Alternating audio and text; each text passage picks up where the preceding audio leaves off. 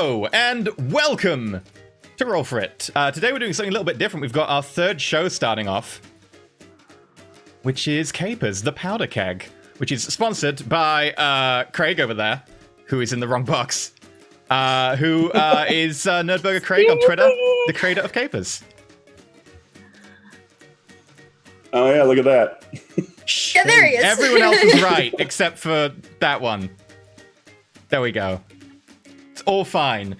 So welcome to Roll4It. We're a load of YouTubers and streamers and so on who play tabletop RPGs. We play them a couple of times a week. Now 3 times a week, because we're going to be playing this for 4 weeks, 2 hours, starting at 3:30 p.m. on Saturdays, GMT, and 7:30 PDT. I'm sorry, everyone over the Pacific Coast. You're going to have to get up early for this one.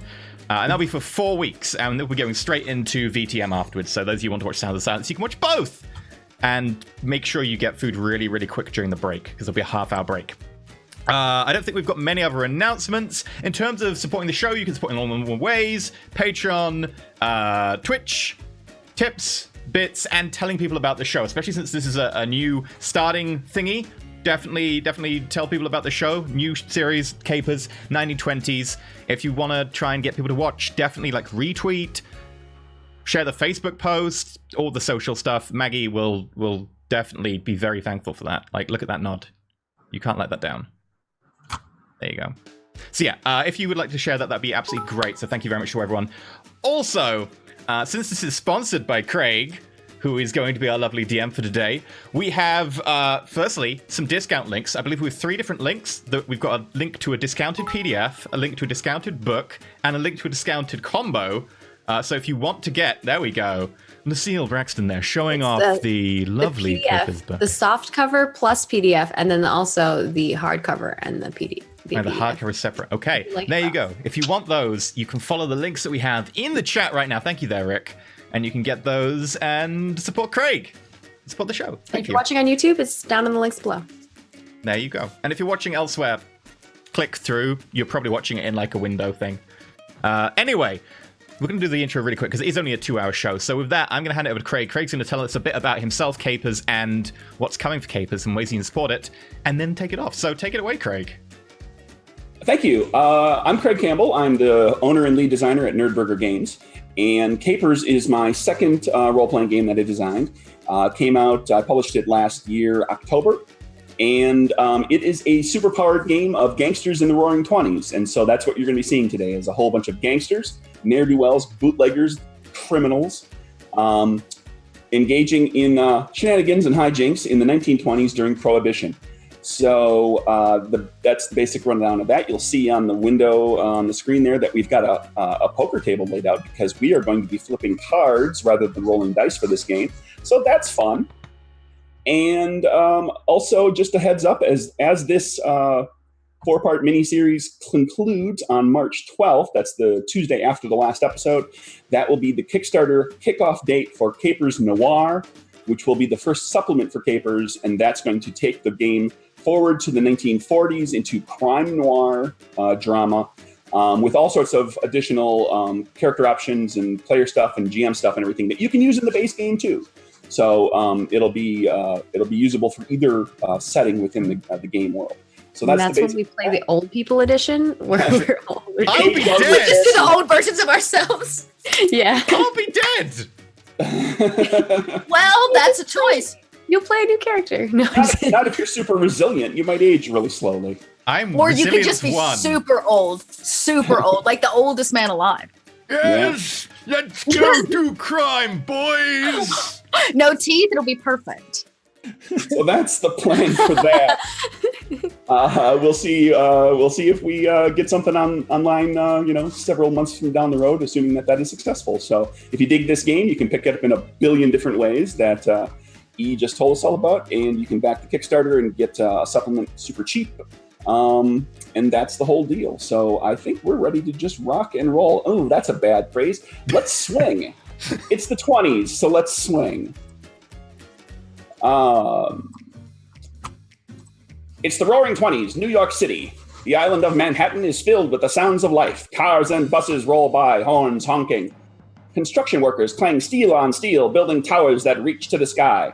Voices shout over the din. Women and men go about their lives. Thirsty women and men. The Volstead Act was passed a few years ago, and the production, importation, transportation, and sale of alcohol was banned in the United States. But not the consumption. Never, ever the consumption. A thirsty populace demands their alcohol, and the criminal element is more than happy to meet that demand. Criminal organizations the country over began to get incredibly wealthy almost immediately after adding beer and liquor to their illegal racketeering, prostitution, theft, and gambling rings. In New York City, two organizations in particular vie for wealth and power. Arnold the Brain Rothstein's company is centered out of Upper Manhattan near Central Park. In Little Italy, Joe the Boss Masseria holds sway over an old-school mafia straight out of Sicily. But this is not the story of those two crime lords, though they each have a part to play. This is the story of four criminals who are not wealthy, not powerful, not yet. This is a story that begins just east of Little Italy, in a neighborhood known as 5 Points, in a shady speakeasy on Christie Street, known to locals as the Giggle Room. And our man Flip is the proprietor. How are things in the speakeasy there, Flip? Well, right now they're going okay. I'm behind the bar. I'm watching the show going on. Lucille's performing and Bruce is keeping an eye on the door. And I'm sure Kit's around somewhere.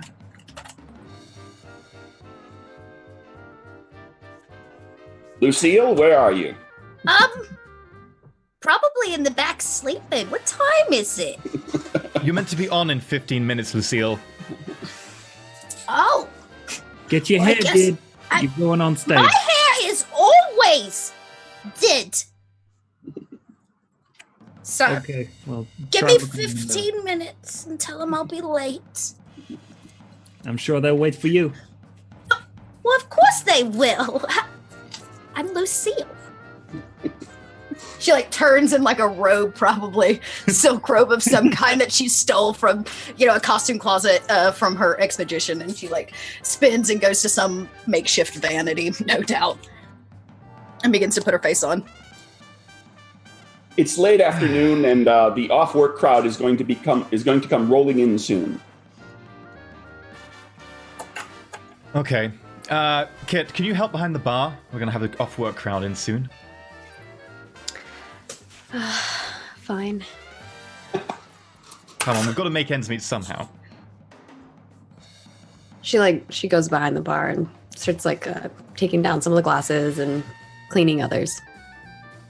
Behind the bar, you find it in total disarray. Like whoever was working back here the other day, last night, just like they either are very bad at their job or they got very busy late in the night and they just didn't put anything back where it's supposed to be. So you find yourself tied up there for a little while. And at one point, where'd she go? Nell, who is a regular at the bar, comes in, sits down. She just obviously got here from work. A large matronly black woman who, has a bit of a crush on your dad. And spends a lot of time here chatting with him and with you and getting to know both of you. She gets down and orders herself a beer and starts chatting with you. So how's everything going down there? It's fine. I'm just bored. He always makes me do this, and I don't want to. Well, he's just trying to teach you values. I guess. I think he wants me to take over this place whenever he keels over or something. Oh, don't talk like that. He's going to live for a long time. I hope so. So do I. I really don't want to do this. I like adventure. Oh, but I don't suppose he particularly cares for that, does he? No, I don't think he does. But, did you hear what Lucille's going to be singing tonight? Lucille's singing tonight. Wonderful, wonderful, wonderful, wonderful. Who's that? She sings every night. You don't remember? Oh, is that the redhead? People that come by here, they think she's got a bit of a strange past, a dark past. Like people have been talking about how they've seen her before. Have you heard anything about that? Really? Tell me. At that point, she notices Flip and gets up and says, "Just a moment, hon. We'll talk later." And she walks down the bar. Just starting to get to the good part. And sits down next to Flip and engages in idle chit chat as Bruce, our man Bruce, comes walking in, getting ready to do what Bruce does. Tell us about yourself, Bruce. What are you doing? Bruce is surveying the room because he is the enforcer. And for this evening, at least, he is here to make sure that in between Lucille's sets, he doesn't have to smash anyone's head. He doesn't have to throw anyone out. And he doesn't have to deal with any drunkards. But that's an inevitability. So he's just eyeing up the people that look like they're going to get drunk first. The people that are, throwing them back, having a good time until it stops. So, and then I just kind of lean on the bar, look at Kit like, no fun this evening? No, he has me working behind the bar. Ugh. But if you do this, I could go do something else. I gotta keep my eye on the room, doll. But you could, do this and do that at the same time. You're so talented. She looks at him and, kind of, flashes her eyes. Nice try. I see what you're doing there. No. Tell you what, later, we can go out, we can have a good time, maybe race around, test out that new bike of yours. I like it. I'm in. Yeah. But Father was kind of being a little weird about me being out tonight, so maybe you could convince him about that whole thing. Look, me and your pa, we can, I'll work something out. I'll make sure he goes easy on you. Kit, stop talking to Trouble. There's people at table 7 who need a drink. He's such a Mrs. Grundy.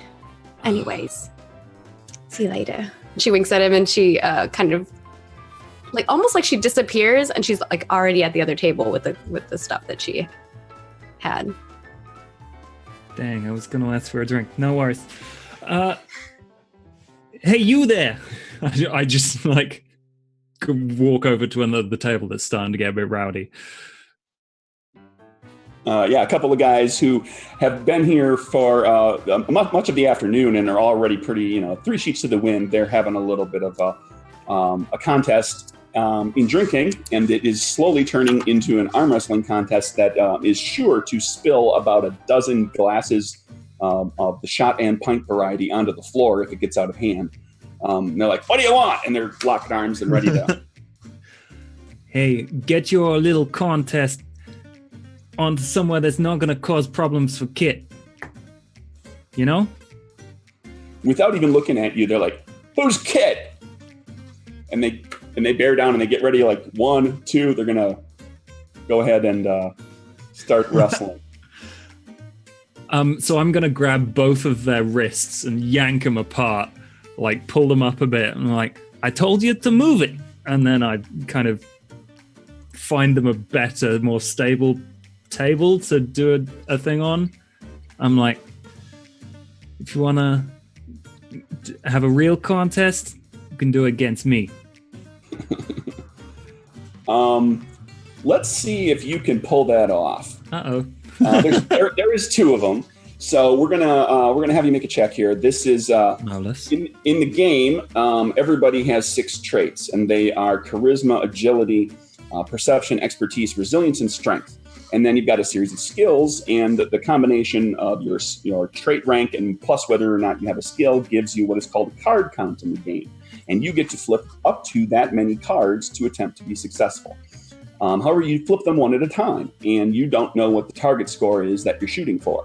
So it's always a little bit of a gamble. You could get a very high card and think, well, that's pretty good. But the kicker is that the suit of the card determines the degree of success or failure of the card. So you could get a high card with a bad suit, so you'll barely be successful, and there might be a complication. So you gamble and you flip another card to hopefully get a better flip, but you might fail in the process. And you can go as far as your card count allows you to go.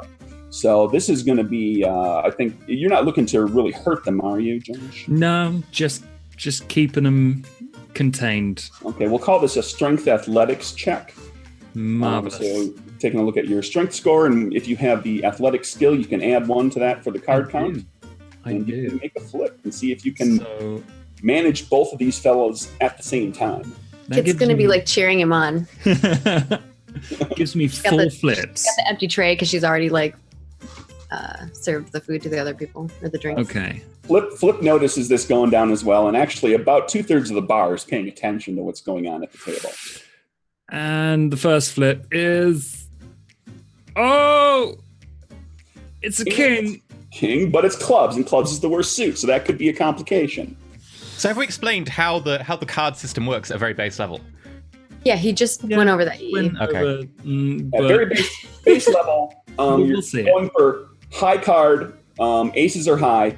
The pip value of the card is the success or failure, and the suit is degree of success or failure, going alphabetically from clubs up to spades. Clubs is always worst, spades is always best. So this is a very high card, and that's almost certainly a success as a king, but it's clubs, so it's going to have a complication, and it is barely successful. So you can stick with that, or you can flip one of your additional cards. It's making me think. I've got 3 more flips, so Yeah, you I'm do. gonna. No, there's do- only one of me. Womp womp. Womp womp. No, I don't want that 3. Oh god, I don't want that 1. What 4 even? Of course, if it was a 1, it would be an ace, but that's not what I got. Come Do you have on. one? Oh, There we go. Yeah! oh thank God. Nice. Oh. And it's a heart. Yeah, Oh, and, that's still so good. that's an ace. Ace is always successful, and on top of it, an ace is what is called a boon in the game, which is to say you do things a little bit better. So not only do you, with an ace like that, with a high card, with a good flip, you would easily get one of them under control. But with a boon, you got them both. You basically grabbed them both by the wrists, pulled them up from the table, separated them from each other without knocking a single glass off the table, and the glasses are still standing. And you can basically do what you want with them at this point. They're so taken aback that they're easily bum rushed out of the place, or given a talking to, or whatever it is you want to do. I move them physically by basically, holding them up by their wrists a little bit. I move them to a slightly darker corner of the bar with a more stable table that they can do their wrestling on, and give them a bit of a talking to, I don't want you making no noise when Miss Lucille gets up on that stage. You understand? Yes, sir. Yes, sir. They're Absolutely. very sheepish, very just fully emasculated and sheepish. Have a good night. Yes, sir. Buy some drinks. About this time, you hear, Is this thing on? Hello. Bruce, if you could clear your cards. Thanks. Seeing Lucille stepping up and knowing that the crowd is a bit rowdy tonight, I'm gonna improve her luck. So I'm going to use my ability to pull 3 of her cards and rearrange them. Oh, this is in the game. This is a meta power called probability manipulation, where E's character can make people lucky or unlucky, basically. And this manifests in the game by being able to manipulate the tops of their decks a little bit. So he can take a look at the tops of those cards and rearrange them for her so that she gets a good success. I'm Good gonna- result when she wants it. Yeah, I'm just going to leave them as a 2 is going to be the top card, followed Okay. by a 10, followed by a 3. And because we don't have the ability to put them back into the decks at the moment in Roll20, I'm just going to pull them off to the side in that order. okay, cool. Okay, I see him. Got it. Nice. All right. And she says, okay, boys. Everybody settle down. You get everybody's attention. Okay, good.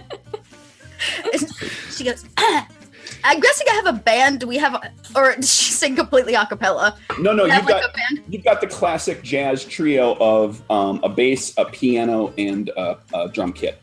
Okay. I don't actually know any 1920 songs, at least off the top of my head. So She goes, okay, give me a bass line, just a little walkabout. Okay. Oh, I like that. Yeah. And he kind of starts playing, and she begins singing a little Tone, very Betty Boop, like, all up in here. And she makes love with the microphone the whole time. She does it I love her. Gets all up on there. all up in that microphone. Yep. And when she's done, she says, "You can adore me now. I'm done. Who wants to buy me a drink?" You get a round of applause, and there is a couple of people come up and drop money in the tip jar that's kept on top of the piano. That's something that gets split. You've got an arrangement with the band that you keep 40, they get 60. Oh. And so that's I mean, you get paid a wage by flip, but you also get tips, and you're able to split all of that. It's great. I tuck it away in a very risque place, and then I go to the bar because somebody's buying Lucille a drink. And I sit down and I say, "So, what's good?" I own the bar. Everything is good. Oh, please. I worked for you for a long time. Ain't nothing in this place good. The band continues to play some soft music in the background. Continue. Okay, something not watered down, I guess. Lucille don't drink water. And I pull, some imported whiskey from under the bar. Thank you. Maybe I'll do better my second act. Get somebody to buy me a third coat or something. Well, if they could buy you a drink, that'd be appreciated. Oh. Yeah, hey, you!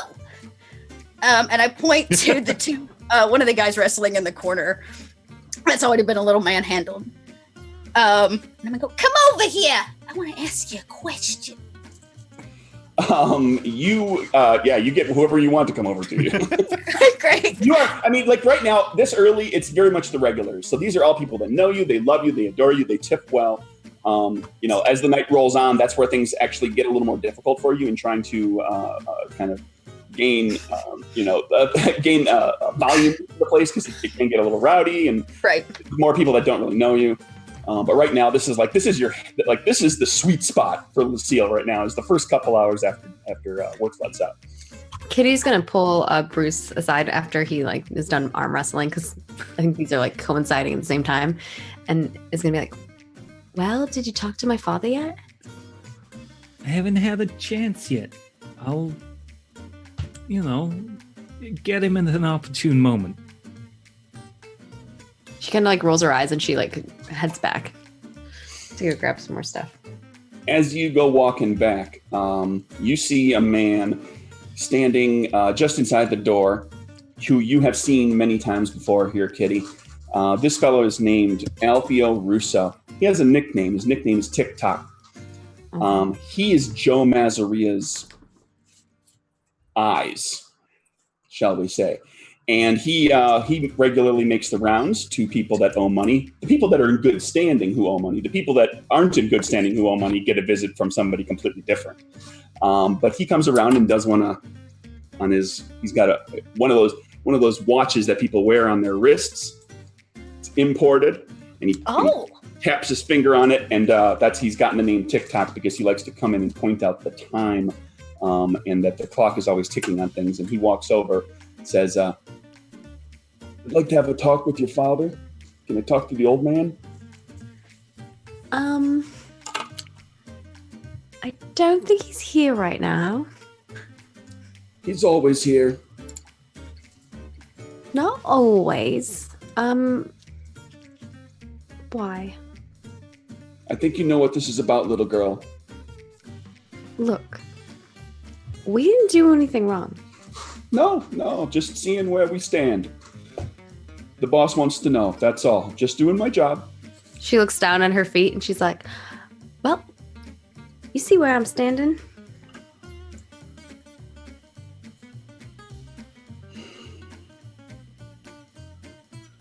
She smiles.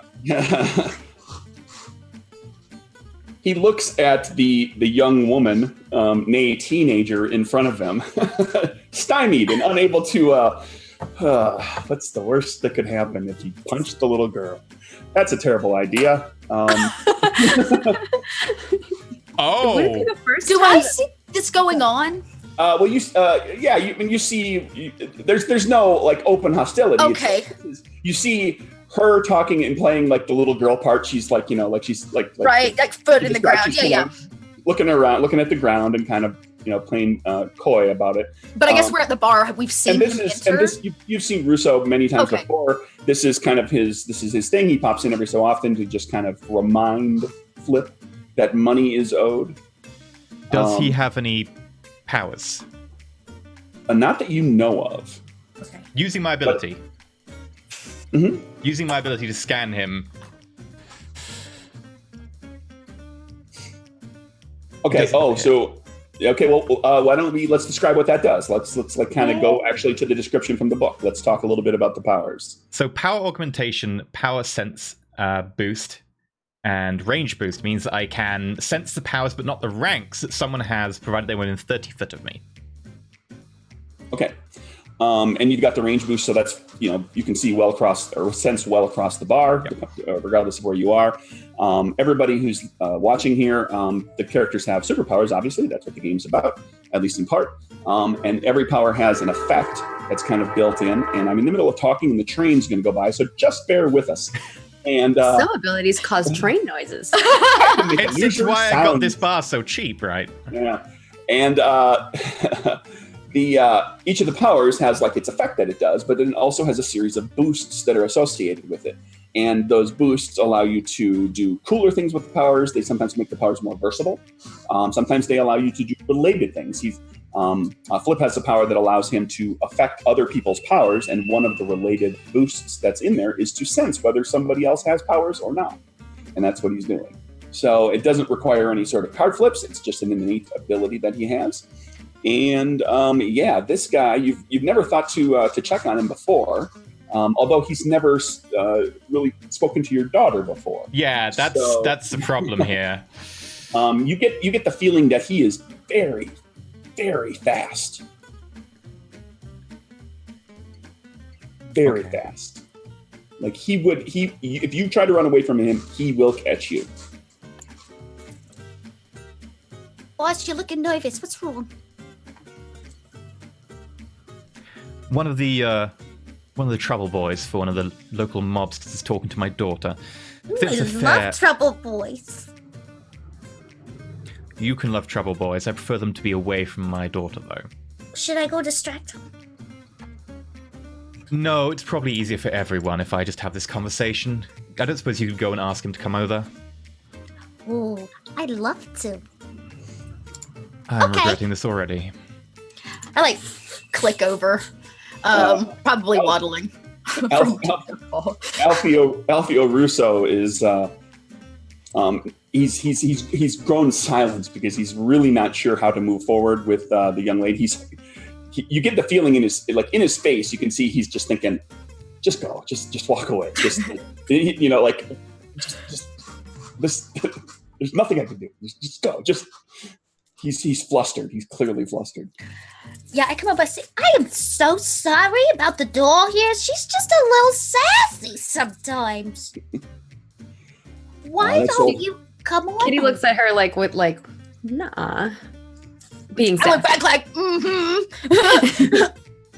and I look at him. I said, Come on over. Come on over to the bar. Let me see if old Lucille can't just make you feel a little more comfortable so that we can have this conversation like adults. I just want to talk with the boss man here. Oh, Just a well, couple yes. minutes and I'll be on my way. I appreciate that. Is it just talking today or are we dealing in other stuff? I'm here alone, so it's just talking. This is good. Okay, well, come on over. I got a store so warm for you. As the two of them walk away, I'm gonna walk behind them and be like, I was just trying to get the post up to scram. He continues along with you, walks over with Lucille. Flip, where are you at? I'll walk to the back office. All right. What are you doing with him, Lucille? That's not suggesting anything. I mean, feel What free. can I do? You can charge him for it. can I? I don't usually pour the drink. I can. Would you like some giggle juice? Just like to speak with the man. How about I got a schedule to keep, miss. I'm sorry. That is a shiny watch. Is it to all kinds of times? Can I see it? Show it to me. Kitty's gonna jump over the counter and then make him a drink and slide it over. You slide the drink over. He takes the watch off, hands it to you, says, I'll get that back in a moment, and starts walking toward the office. Oh, I tried, boys. Kitty leans over and looks at it and kind of like taps it and is like, it is kind of ritzy, isn't it? It's shiny and too big for my wrist. Russo walks back to the office, knocks on the door. I don't have anything wood to knock on. Come in. Door opens, in walks Alfio TickTock Russo. You've dealt with him before. He's actually a very reasonable guy. It's just that he comes around every so often to remind you. He walks in. How's everything? Going okay. Bit of a rowdy crowd earlier, but otherwise perfectly normal. If you could close the door. He closes it. How are things on your end? Everything's fine, I suppose. Is anything that I should take back to Mr. Masseria? Well, I've got most of the normal payment. The protection's getting a little bit high, though. The normal payment, because you've been dinging at this in like nickels and dimes, because you have ongoing costs and there's all sorts of things. Every so often you get robbed. It happens. You might have like say $1,000 would be a big payment to make it since the last one. Mm. So I've got like half that then. Okay. Yeah. All right. Shall I take that back to Mr. Masseria? I think it'd be ideal if you could take that back to Mr. Masseria and apologize for the delay. And if you could, expedite a way for this to a more beneficial payment plan. Obviously, you want to get your investment recuperated, and I want to be able to come to a financial obligation with you that we can meet in the middle. I can tell him that. He puts his hand out. I'm gonna go under the desk and pull out one of the imported bottles of whiskey that I don't have many left of. Because that's all the money I gave him, so I'm gonna give him liquor. He accepts it and has a drink. Hopefully you'll be able to convince Mr. Masseria. I would hardly wish this to become a problem. No, I think everything's probably fine. I just think a little bit of money would grease the wheels and get him off your back for a while. You know how it is. Well, that's as much money as we have. Competition's a bit stiff right now. Everyone's opening a joint round here. That's tough. He holds his hand out again. I'm gonna augment my my charisma boost. And I'm just going to lay full on the charm. You're an old hat at this. I'm sure you understand that there's no point in shutting down such a profitable enterprise. But we're making money. It's just not making money at the same rate. Times are tough right now. There's a lot of competition, but we're still going. And Lucille's doubling her number of acts. She always brings in a steady stream. I'm sure you can appreciate that. You're really trying to talk your way out of this hard, so we're going to go ahead and let you make a check. Charisma, you're being pretty diplomatic and nice about it. You're not lying to anybody, so let's call it charisma diplomacy. Okay, so I have normally got 3 plus my super charisma, so that makes it 4. Plus I'm augmenting it, which makes it 5. Plus I've got diplomacy, it makes it 6. So, starting from the top, card 1. Hold on. Well, it's a crappy card. You're not going to want to keep that. Let's ask this question real quick. Are you doing anything with boosts at the same time in case that card count's going to change? No, I don't really want to. I think my boosts for charisma Exhaustion boost, hits boost, and liar boost.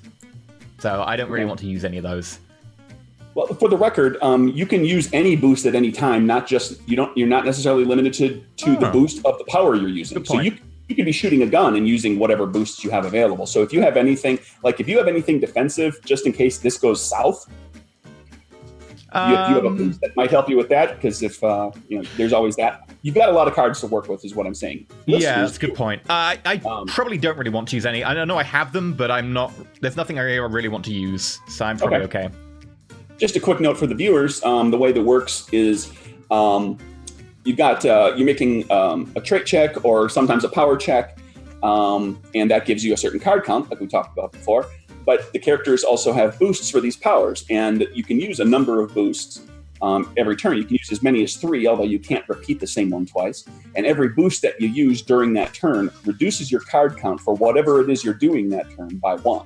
So you're doing all these other little cool things kind of that's occupying brain space, and it's making it a little more difficult for you to concentrate on your primary action for that turn. But you have to specify before you start pulling cards. Right, and you gotta pick your boost before you start flipping cards. But also, there are other things that can add to it. So you can get +1 if you have an appropriate skill for the check, and +1 for advantage, but also -1 for disadvantage, and then -1, like we said, per boost. So. Yep.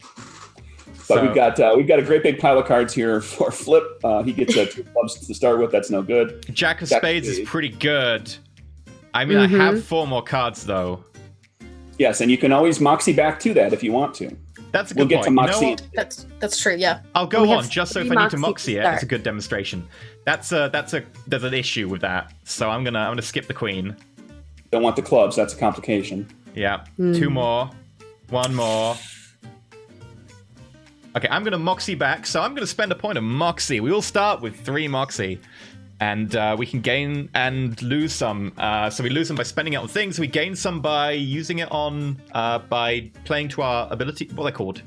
You gain Moxie back just by completing important encounters. You gain them back by playing appropriately to your character's anchors. Every character has an identity, a virtue, and a vice that is central to their characters, and we'll at some point we'll probably hit on some of those. And one of the things you can spend Moxie on a number of things. One of the things you can do is get an extra card out of it. So Flip E could have actually flipped 1 more card with a Moxie. He chose to use an alternate use of Moxie, which is he can recall a card from that check. So he can go back to one of the other cards that were just flipped during that check. He liked that Jack of Spades. He gambled and went shooting for something better. Didn't get it. So he's going to stick with the Jack of Spades, spending 1 Moxie, and you spent 1 off of your table. And Jack of Spades. The Jack's successful. Spades is a boon. You convince Rousseau to walk out of here without any money. He seems to be. He has considered your response. I'll talk to Joe. Let you slide this time, but it's not going to happen again. You're gonna have to bring something, a little something next time around. But I understand you're having a difficult time. Take care of that kid of yours. Keep this place running smooth. Get Mr. Masseria paid back promptly. And I won't have to come around here no more except to have a drink and watch your redhead sing. I appreciate it. I'm sure good? I'll have the dough next time. Give my Joe my best. He reaches out to shake your hand. I shake his hand. On the That other is not side, while they're something- having that is not conversation- something Rousseau does very often. Oh. On the other side, while they're having that conversation inside the office, Kit's like, we're looking at the watch with Lucille, and I'm like, that guy gives me the heebie-jeebies. Why do you think he's here? I know him. I've seen him before. That's TickTock. And he only comes around when he needs money. I've never seen him come to our speakeasy before. Well, if it walks like a duck and it quacks like a duck, it's probably a duck, little one. Let me tell you, your daddy, he ain't as clean as you think he is. I bet you if he's here, he owns money. And you gotta pay up or they come knocking. It's just part of life. Well, some people's lives. Kitty was all joking around, and now she's getting a little bit more she looks a little anxious, nervous, and looks back at the door that's closed and looks back at her and is like, You think he owes money to him? For what? I don't know. I just sing songs. You should probably talk to your daddy about it. You're kind of grown sometimes, so just be real with him. He thinks you're the bee's knees. Lucille, you know I'm always... I can't lie worth anything. That's why I always make Bruce do all the lying for me. Why lie? She like shrugs and she's like, well, sometimes he doesn't let me get away with the things I want to do. Well, that's because he cares about you and he's trying to protect you. But I don't need protection. You say that now, but I promise you, it's nice to have family. Oh, Lucille doesn't have anybody. Kitty moves in and leads in, kind of like whispers to Lucille and is like, but I have, you know what I can do. Well, sure, and you know what I can do. But you know that I hang around this place because we all safer together. Kitty like moves back and like nods and pours Lucille another drink. Don't tell him I gave that to you. Oh, okay. I like take it down in one shot so it's not even there when he gets back. And I'm guessing that's when the door opens. Yeah. When Bruce sees TickTock leaving, he waits by Flip's office door and then just kind of peeks in. It's like, hey, Flip, you got a minute? Russo walks out, comes up to you and kind of leans in, shakes your hand, and kind of does that shoulder-to-shoulder lean in and whispers to you. Mr. Masseria knows that you're looking for something. You've got a goal in mind. You think you deserve something. The jobs that you've pulled for him, those little problems that you've helped deal with in the past, he's noticing you. But you didn't hear that from me. And he continues on his way. Oh, boy. Wow. A little flustered, like turns between like the leaving TickTock and Flip's office. It's like, catch you later, sir. And then goes in and it's like, hey, Flip. I can't help but notice that you owed a man some cheddar. Yes, and I can't help notice, but his kiss was rather close to your ear there. You know, it's just shouldn't have breathed. I just wanted to say that if you need a hand, I'm there for you. If there's a score, anything like that. So... Might not be a bad idea. There are some payments that need to be met. Yeah, exactly. So, you can trust old Bruce. You like working here, don't you, Bruce? Oh, yeah, sure. It's real nice. You like Lucille and Kit, and they like working here. As far as I know.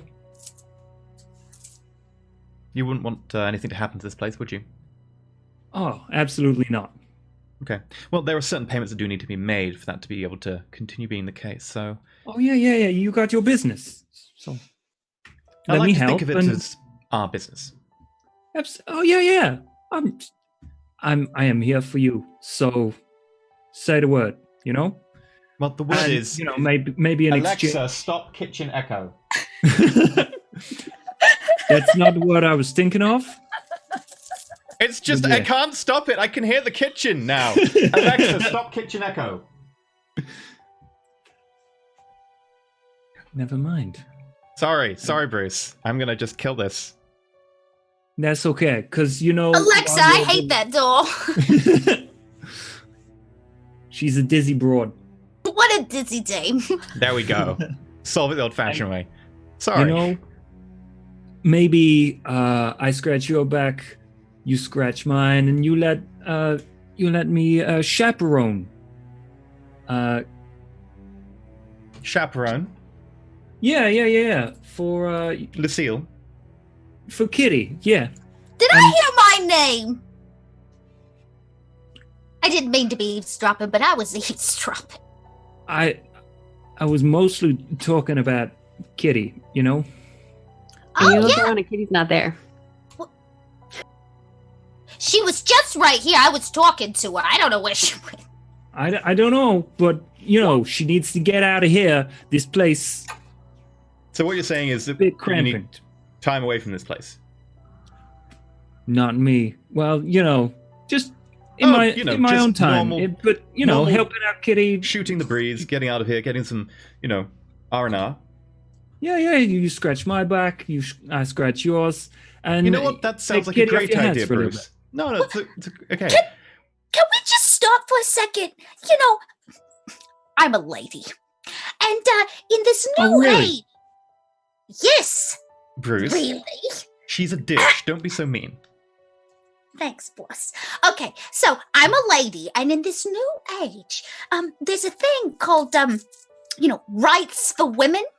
And I love that the two of yous are talking about your daughter and trying to make decisions for her when she's not even here. Lucille, I get where you're coming from.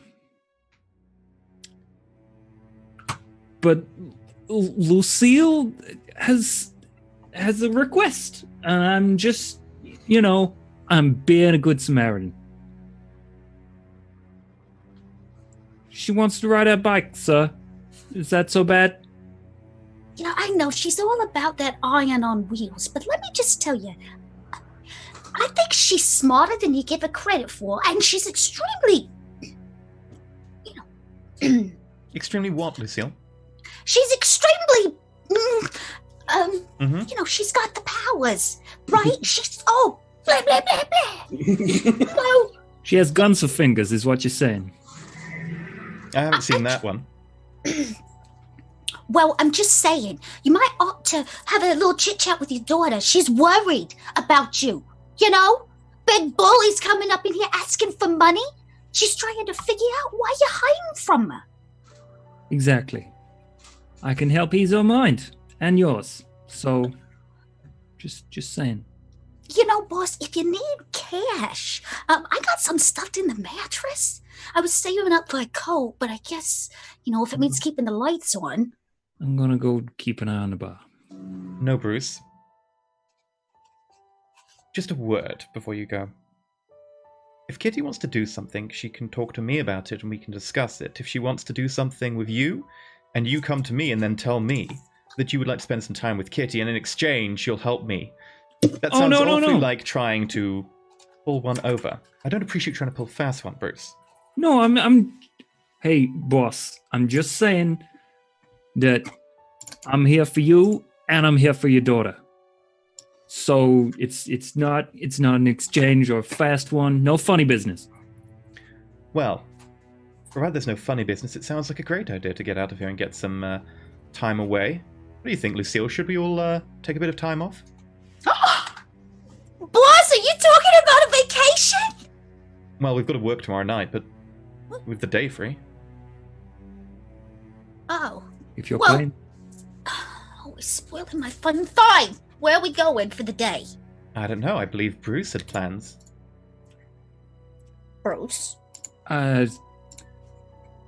All of yous?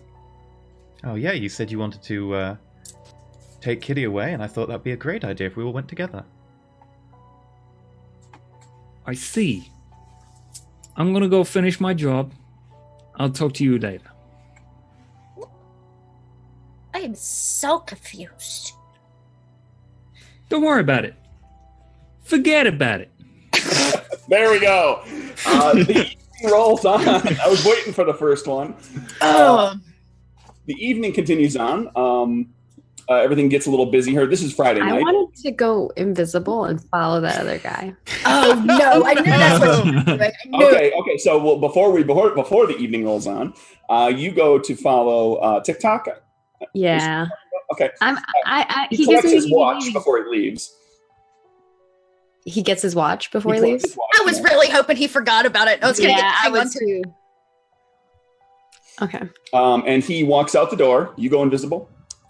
That doesn't require any sort of a check, although you are going to need to have boosts running in order to be able to move. In the game, the invisibility power allows her to remain invisible as long as she stays still, but she can use boosts to be able to move. Yeah, I have the move boost. Okay. So you are able to basically, move at a walking speed, kind of even a brisk walk for that matter. And you start following him. He goes out onto Christie Street, walks down the street a little bit, turns into an alleyway, and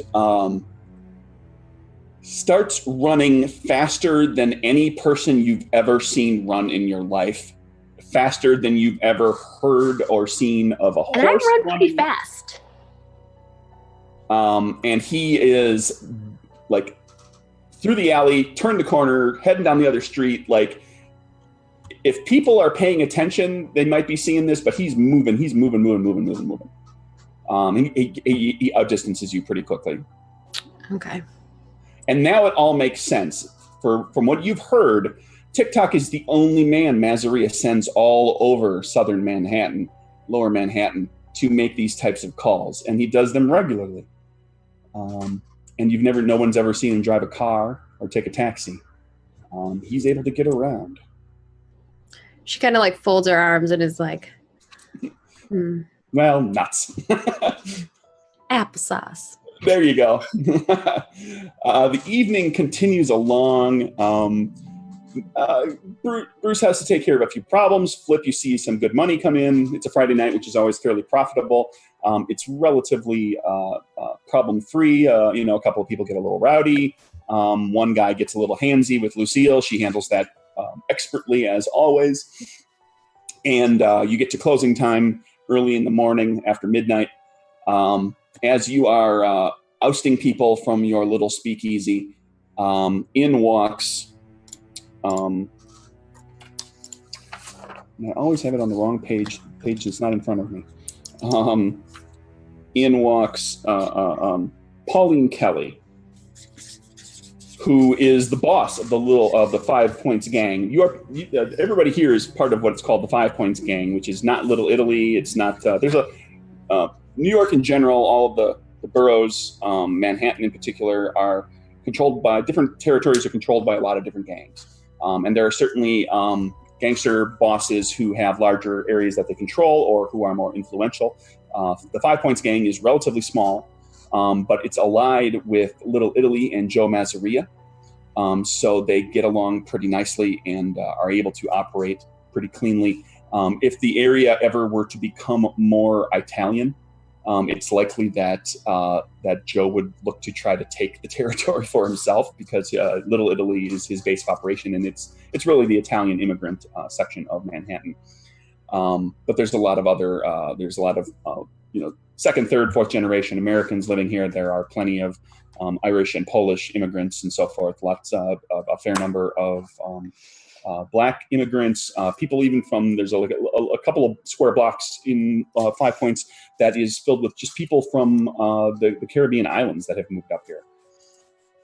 And Pauline Kelly, who is the boss of the 5 Points gang, comes in right as you're ousting the last few people and waits for you to finish closing up shop. She takes a seat at a table. And one of your... there are more staff here than just the group of you. There's another waitress and another bartender. One of your waitresses serves her a drink, and everybody else sort of clears out, other than Pauline and the Ford. As the waitress is going over to serve her a drink, I'll take the drink personally over. All right. Thank you kindly. She offers, motions to the chair. Take the chair. Work or very late pleasure? Well, I hope it'll be a pleasure then. I've heard once again that Mr. TickTock has made an appearance. Is that true? He was around earlier. I've known for some time that you've got a debt to Mr. Masseria, and I don't have a problem with that, but it's time that gets taken care of. So I've got a proposition for you. Okay.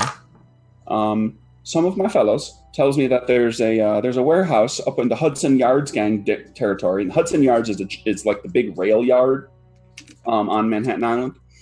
And there's a whole gang around that area. They do a lot of things fall off the train cars, as well as plenty of prohibition activities and racketeering and everything else. And she says, the Hudson fellows are always stashing their goods in various unused warehouses around the yards. And I've come to know that there's a particular warehouse where there's a bit to stash, not a particularly great amount, but enough to get you out of debt. Pay me a little bit and get Masseria out of our business forever. There's not a lot there. It's a big warehouse, but that means that more than likely, it's not going to be particularly well guarded, if at all. It may just be locked up. I don't want to send any of my fellas up there because that sort of draws attention directly to me and my boys. That's no good. I can't have that. But you're not known on that part of the town. So would you like to take a few of your fellas up there, see if you can immigrate some of that down here to 5 points, and we can sell it off and get you out of trouble with Masseria? How much material are we talking about? It's hard to say without counting it up and selling it and seeing what kind of price you can get. But I wouldn't be surprised if there's $10,000 or $15,000 of material up there. And would we be able to fit it in one vehicle? It'd probably take you'll need to take a few trucks, some of the larger ones. And when they talk about large trucks, they're talking about panel vans, like effectively like small moving van kind of size. There are no 18-wheelers or anything like that right now. Well, we're going to need to be spotted some iron for this, preferably some large panel vans if you have some. Oh, I'm sure we can do that. I can talk to the rest of the crew about it. You have some fellows in mind? I do. I have some reliable, decent sorts. I suppose you do. And she just sort of looks around at the handful of people that are still here, because everybody knows when Miss Kelly comes over, everybody kind of clears out, and she only talks with so many certain people. And all of you have spoken with her at some point or another. She's been kind enough, but she's very much a business lady. In that she is a criminal business lady and is responsible for all sorts of terrible things that have happened as well. But she's, you know her to be fair, although a bit easy to anger if the fact that she is a woman running a crime organization is ever brought up before her.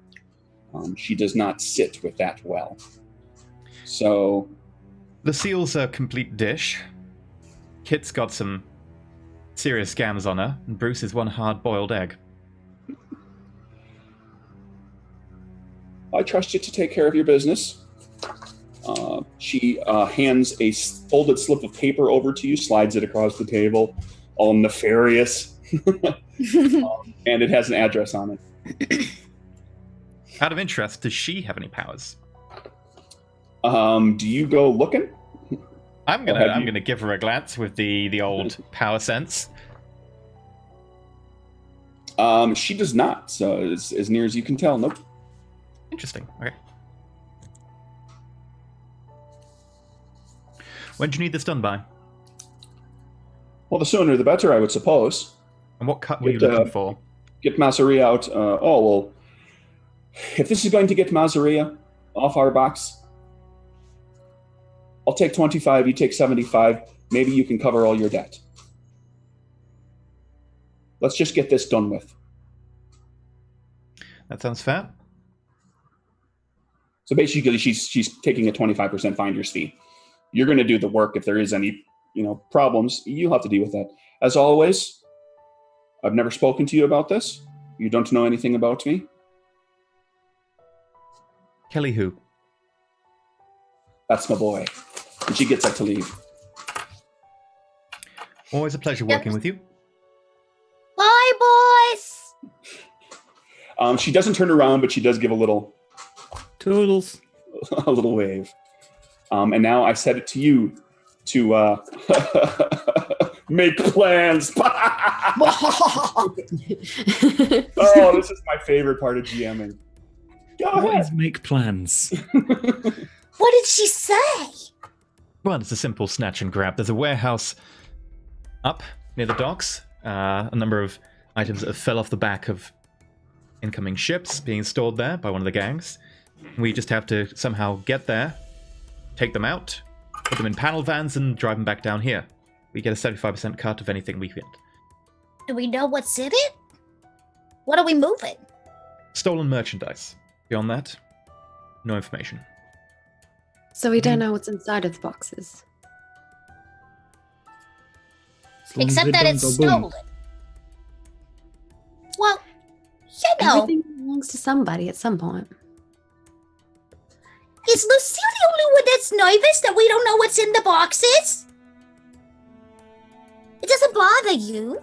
I'm more worried about who we're nicking off. Oh, that's Nicking 'em. true. Yeah, who Oops. who did it belong to? Well, I'm not sure who it belonged to in the first place. Not exactly like everything comes with a tag these days. And just so you know, I'm also curious what's inside of the boxes, but did they say anything about opening them? No, I'm just said about delivering them. She shrugs at her, like kind of like gesturing, like we could open the box. So, down at Hudson Yard, should we do a scout mission? See if we can see? Because I'll be honest, if we get down there and they're pumping a lot of lead, we could be in some trouble. Kitty like gets excited and is like, looks at her dad and looks at Lucille and is like, I could do the scouting, father. You know that I am pretty good at that. And she snaps her fingers and goes invisible and like goes around him and stands on the other side of him. It does sound like the perfect time for a father-daughter outing. And I snap my fingers and I'm going to nick her invisibility power and I'm going to go invisible as well. Well, I can go liquid. And I snap my fingers and turn into like a puddle. Come back. Lucille, That's so disgusting, but I love it. It's useful, trust me. you're an absolute dish and you're right. I'd rather not catch some Chicago overcoat and get myself put in the morgue. So how about you and Bruce ask around and see what you can find out about the guards there? Yeah, we roll up with the van, check the place out, and if time is right, we can just go in, go out. Maybe not do Problem anything quite so brash soon on. Just cursory scout, see what the word on the street is, see what they're packing. You can take my truck. We'll probably need more trucks, but Kelly's offered to... Yeah, but for the scouting mission, we don't want to take the trucks that we're going to be lugging out the stolen cargo with. It'd be a good call if you could also find the quickest route from there to a drop-off location as well. That'd be a good call, Lucille. Well thought. We just park them around a corner. Thanks, boss. Park him around the corner. Do you want the scoundrels that pass out the newspapers to take it from you? You don't park it around the corner. We should probably take different routes, don't you think? Each one of us take a truck. We deliver it to our first location and then move it from that location once it's secured to the final drop-off point. Not just a pretty face. I know. If you could I find killed us... men too. That's for real. I have seen. Maybe if you could find a temporary drop-off location where we can change vehicle. Ooh, okay. We should do it somewhere inconspicuous, where vans are pretty regular. Ooh, we should find a laundry place. You know, they have lots of cargo vans. Who's providing these vans? Kelly said that she would provide some. Ooh, I like Kelly. Okay, so she's so powerful. We could, yeah, we could in fact try to get laundry vans, move it back to the laundromat. We could take it to 4 different ones across the city, and then move it from there to final destination, which is where? Wherever Kelly says. So far, Oh, don't have any information. I'm sure that she'll tell us nearer the time. Yeah, we kind of glossed over it, but there'll certainly have to be a little bit of back and forth between you and Ms. Kelly to arrange for the trucks for when you want them. Does she have any laundry that she where controls? to take everything? Does she control any laundries in the area? Does any laundry owe her money?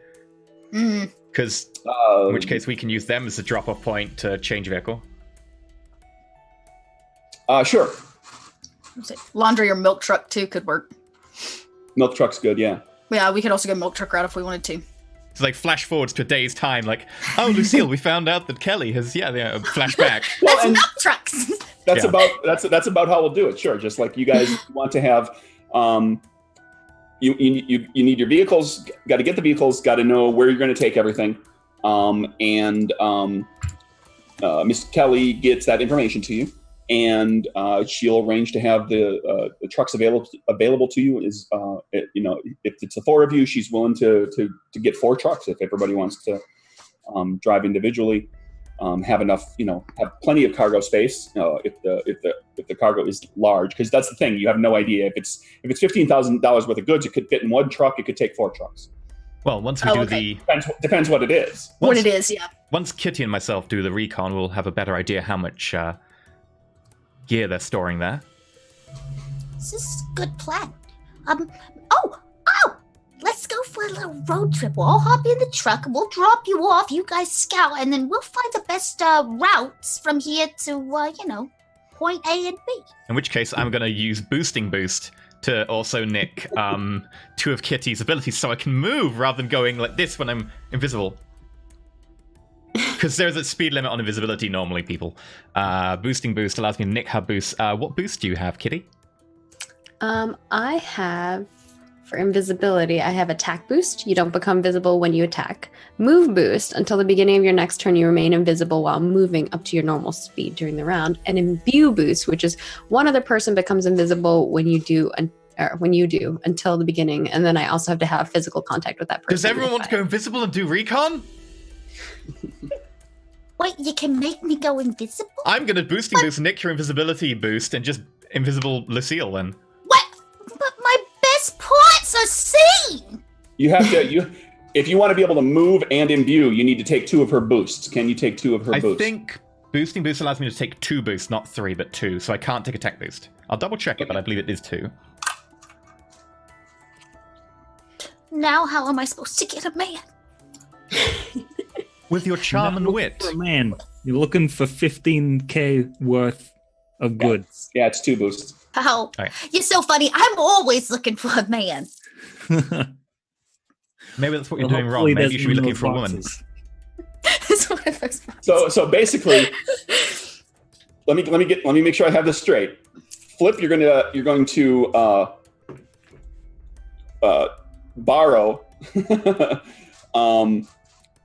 the invisibility boost from your daughter, along with move and imbue, and that allows both of you to individually imbue invisibility to one of the other 2 people, but you have to remain in physical contact. So you basically have to be holding hands. Oh, So give some thought to who Kitty is going to be holding hands with, Dad.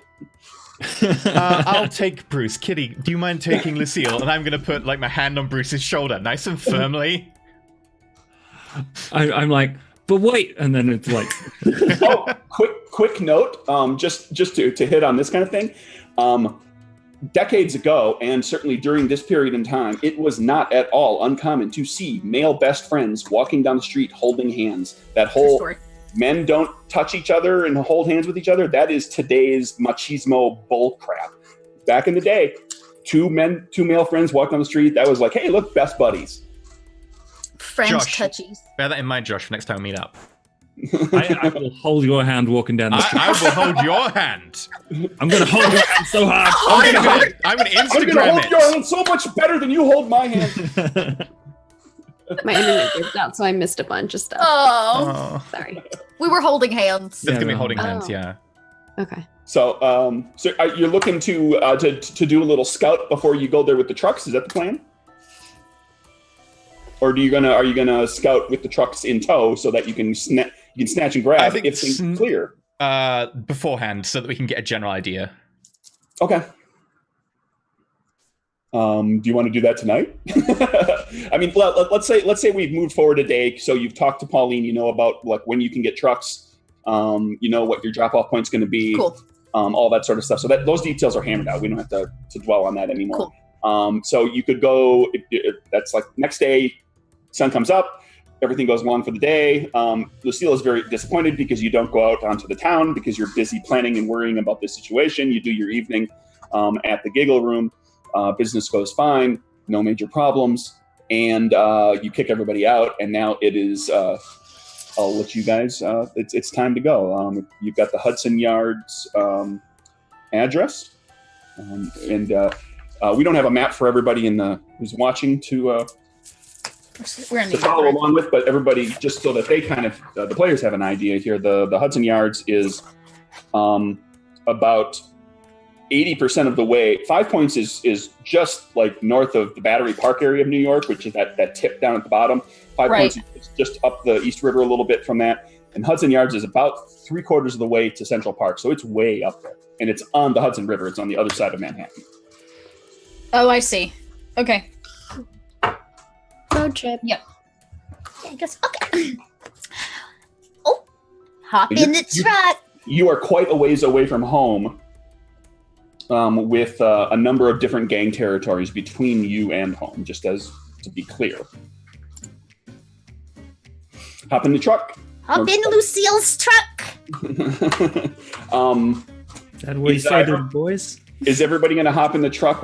Kitty, what are you going to do about your bike? That bike is just itching for a getaway ride. Yeah. It's just, every time you see it, it's like, it's speaking to you and it's saying, I want to go fast. You want to put your bike in my truck? Or I could ride it alongside and follow you all like a convoy. You do whatever you want.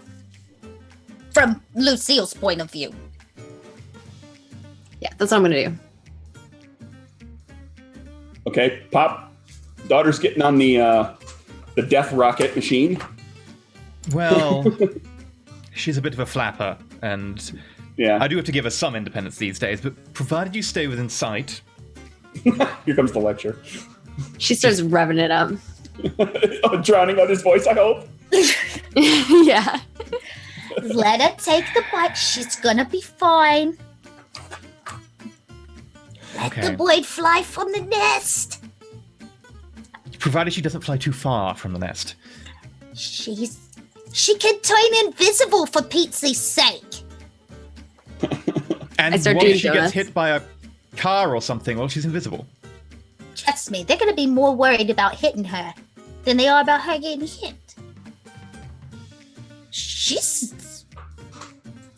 a lady, but deep down she's also kind of fierce. It's not that deep down. That's what concerns me. Well, good news is, Lucille will make sure that we stay with her the whole time. Don't This worry, truck's boss. got some get up and go. It goes a whole 30 miles an hour. That's It's pretty dangerous. fast. Yes. I know. One sure we minute, won't 0 die? to 30 in 60 seconds.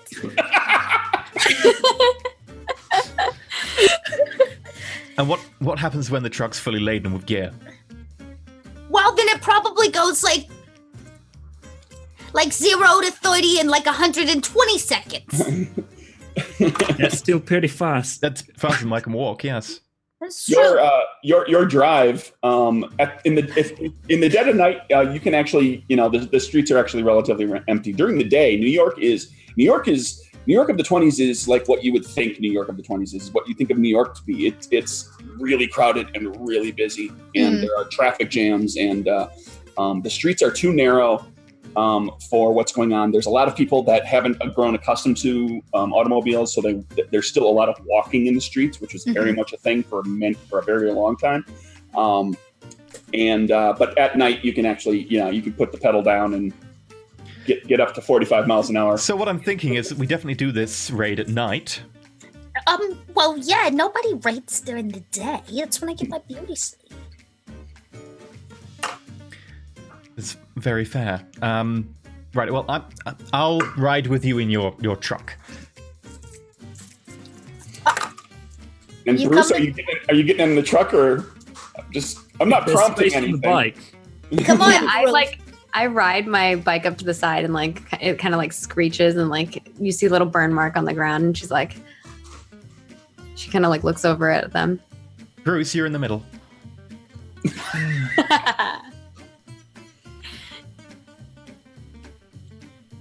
if you're sure, you don't want some elbow room?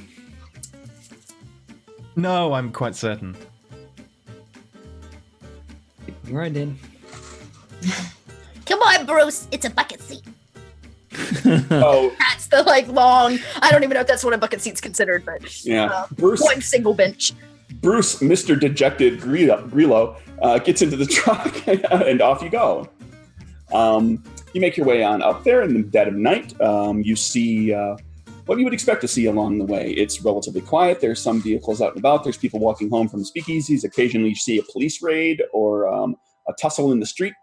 You go through a couple of neighborhoods where there's men and women who are out looking for companionship. On the corners, money is changing hands, and you get to this the Hudson Yards, to the address on that you were given, which is to a warehouse building. And it looks to be like a warehouse that's kind of in ill repair. It's not seen a lot of activity. The parking and unloading dock area around it is overgrown with weeds. It's it's not being maintained terribly well, so it's probably not seeing active use by any of the train or shipping companies right now, the freight companies. And you've got this big warehouse building parked right on the side of it, near a door. You all notice something that's rather out of place is two very nice cars. One a coupe, like a little two-door roadster, convertible type, and one a big like four-door, six-person, or maybe even eight-person. It might be one of those limo styles where you've got people that actually sit in the back and face each other in two seats. Sedans that are parked outside this dilapidated old warehouse. Who brought Big Daddy to the party? At least they don't have trucks. These made men. What's wrong with the truck? I'm just saying, it ain't the fanciest way of getting round. No, but it's practical. And sometimes a girl's got to, carry some luggage, if you know what I'm saying. I hear you. You got lots of baggage. No, Lucille's saying she could take plenty of baggage in her rear end. Whoa, hey now! Well, what Lucille says... Okay, well, it is kind of a sketchy side of town. I could go knock, knock, knock, Lucille for purchase and see if they want to chat. Figure out who it is.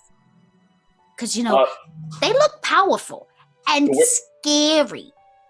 The warehouse, that's like right, the two cars are parked right near like a man door, like a regular man size door. Okay, yeah. There is a loading dock area that, like I said, is not terribly well maintained with large loading doors, one of which is kind of cracked up, like it's either damaged or just was never closed completely. And so it's about, a foot and a half up off the dock level.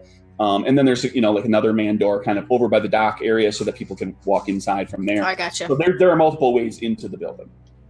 If we're gonna knock this place over, we need to know which way is the safest and quickest way in. So I agree. I don't know. I'm kind of scared taking stuff from somebody that drives a nice car. as long as they don't know your name. Everybody knows my name.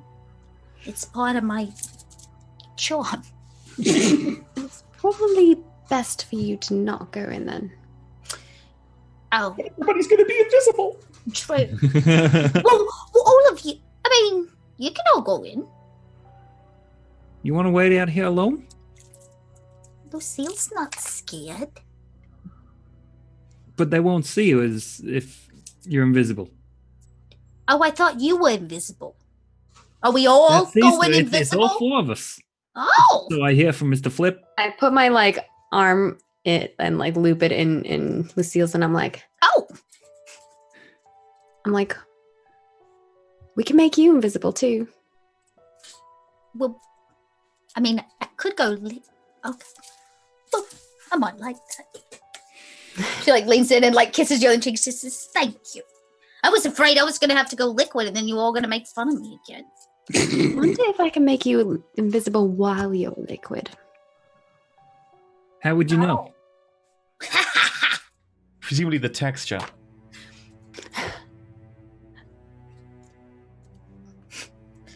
I don't know. I've never seen myself liquid.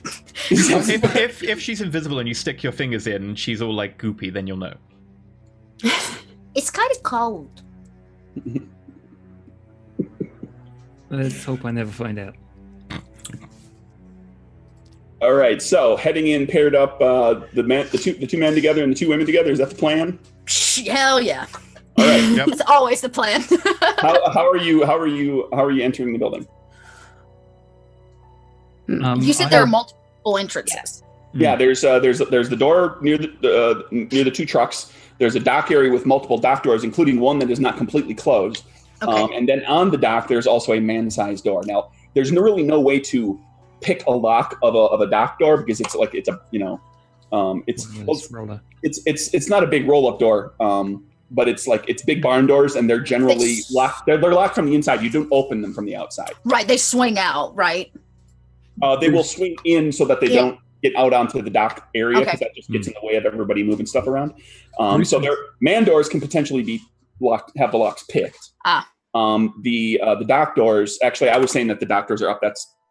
Ignore that. There's I'm going to roll that back because there were no roll up doors.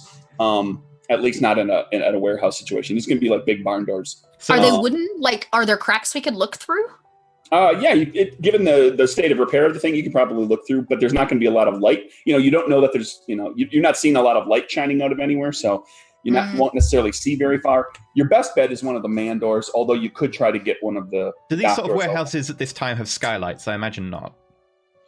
Generally, no. There's no reason for them. Okay, so there's the big barn door, and then there's a door next to that, and then there's a door around the side. What's that? There's a bunch of barn doors and a door next to them on the bar or on the dock. Yeah. And then there's another man door that's like around the corner on a different wall. So I imagine that probably is like the one that leads to the little offices and stuff inside before the main area, if there's some. And then the one at the front is probably the one that just leads directly into just the big area because it's just the way in for people to get to those barn doors from the inside. So maybe. You don't know. That's typically what I'm imagining from a warehouse. Sure. Well, if we check around the outside and then go in through the open barn doors at the front and have a look. I'm with you. All of us? Are we all going in the same door? Well, we can spread out once we're inside and have a look-see. Mm-hmm. Okay. I don't think any of you took any powers that give you communication abilities. No. So you can split up. I have no problem with splitting the party. Zero problem. We're gonna communicate by like tightening on the hands, just like give a squeeze.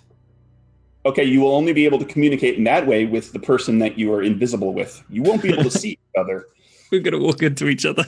The men, the women, though you can speak to each other. And if you can find each other, you can make motion. Oh God. This is like a bad lock-in game. Okay. And then Flip and Kitty will hold hands to begin with, so we can start off as one long chain before we split up and then go away. There we go. That's a good plan. You guys are in the middle, right? Yeah. Okay, Yeah. that works. Okay. 3 squeezes is go home, 2 squeezes is go on. There we go. What about just one squeeze? That's how you know you don't get it wrong and do 2 and 1 and be like, so we're doing something different? She just looks at you. We'll just say you got your code. You're going in. Where are you taking everybody, Flip? This is kind of. You are an ensemble, but this is like getting your butt out of trouble. So we will sneak close to the barn doors and have a look which one has the least people near it, so we can actually sneak further in. Okay. I'm going to need, now you are invisible, so you're not, you can't be seen, but you can potentially be heard still. So I'm going to have everybody is going to make stealth, agility stealth checks. Here's where it gets weird. The two people who are being imbued with invisibility by somebody else, that's Lucille and Bruce, you're getting straight checks because you're not using any, unless you're planning to use any boosts.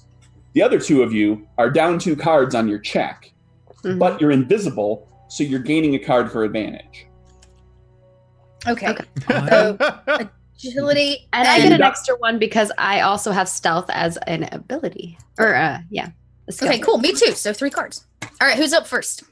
I Well, have one card.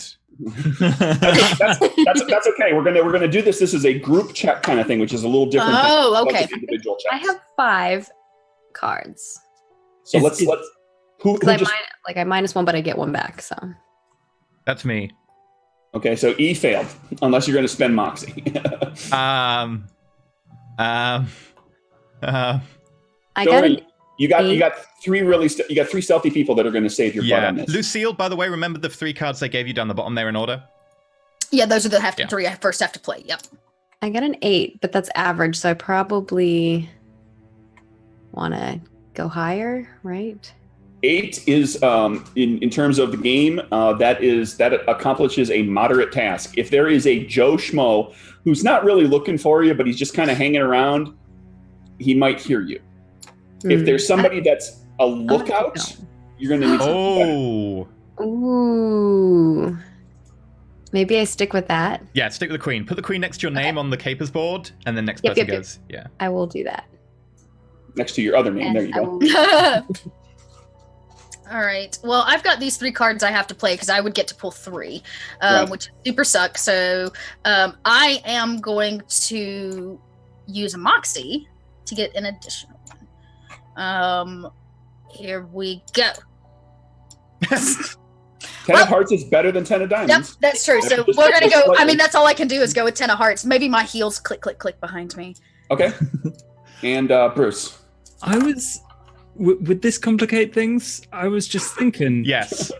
if I use one of my powers, I wouldn't be making much sound. 'Cause if you're my floating. feet weren't touching the floor. Oh. Yeah, if you want to kick off, if you want to do that, you don't even make a check. You're invisible and not touching the floor. Can you You're hold good. someone when you do that? I can lift one person, but it takes an extra boost. But basically, all Flip notices is his hand goes like,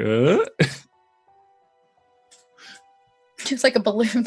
But you could make Flip float then too. Yeah, carry Yeah, me. since you're I holding could. hands with him. So you want to use the chaperone boost? Yeah, it is chaperone, right? Yeah. Chaperone boost allows you, normally when you're flying, you can only take one person. Chaperone allows you to carry somebody. Or you can only fly yourself. Chaperone allows you to actually carry somebody. I hear Flip's like really nice Clack, clack, shoes clack, click clacking on the concrete, and like I put my arm under his armpits and just lift him off the I floor. can show you the world. All right, and so that actually takes everybody into success territory, so we can clear those cards off the table. You guys go walking up there, super quiet. You're pretty darn sure if there's a lookout, nobody's seeing you. I am get going to manipulate doctors. my daughter's deck. Okay. 1, 2, 3. Oh wow, Kitty, that's Nothing but good cards. Yeah, Kitty, I'm gonna leave your cards in this order for you. Nice. So that's I didn't put it in the right place for people to see at home. It's Question: That. Do you pull those from your deck or her deck? her deck. I manipulate her deck. Oh, but when but when you take them back, they look like your cards. Because like I took the Space is 3 better you than pulled. Yeah. Because you Yeah, took. right. Because They'll- he laid them down. Got it. They'll all shuffle back into the appropriate person's deck when we recall all the cards. Got it. So Yeah. she's Kitty is stacked with 3 face cards right now, so she's going to be able to try all sorts of cool stuff if it hits the fan here. So how does that work? I can just pull one of those at any time I want. Well, Treat these as if they were on the top of your deck. So the first card, that's the Jack, right? yeah, Or the Jack of Diamonds? Diamonds, then King of Clubs, then So Jack I of can do Spades. like That is the first card you have to flip, and then the King, and then the other Jack. That's the order they will come off your deck. Oh, okay. It has to be that order. You couldn't do Yeah, that. no, I can change the order, but I did. I changed it so that the King was second, so you get a choice if you really want to go for that Clubs King over the Jack. Gotcha. Just gives you a little preemptive knowledge of your success rate. All right, Yeah. so you go walking up. You get to the dock doors. You find the pair of doors that's like one's a little ajar. You can kind of tell from the street lights that there was one that was not fully closed flush. And you get up there and you see you poke your head in there. I'm assuming we're keeping this Flip centric right now. He's leading the way. I'm not. I'm being held by Bruce and got my hand in Kitty, and we're just it's a mess. I'm in the middle. Okay, who's looking in the door? Who's putting their face in the opening in the door? I guess technically that would have to I be. mean, Kitty will. That sounds like a let's be Kitty thing. honest. All right, go in there and take a look around. You see that there's a you're looking into the warehouse, into basically the shipping dock. I kind of pull Lucille and Flip as I'm like leaning in. You're leading Lucille, but you're dragging Flip and Bruce as if they were a balloon, just floating them along. Cute. Because they can just he can just stay floating, and you can move them laterally. I like the term blip for us. Sure. That's our ship name. There we go.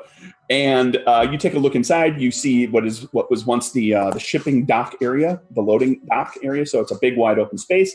Across from that, there are big, wide open doorways. No doors, just big open doors into, you would imagine, more dock, actual storage space.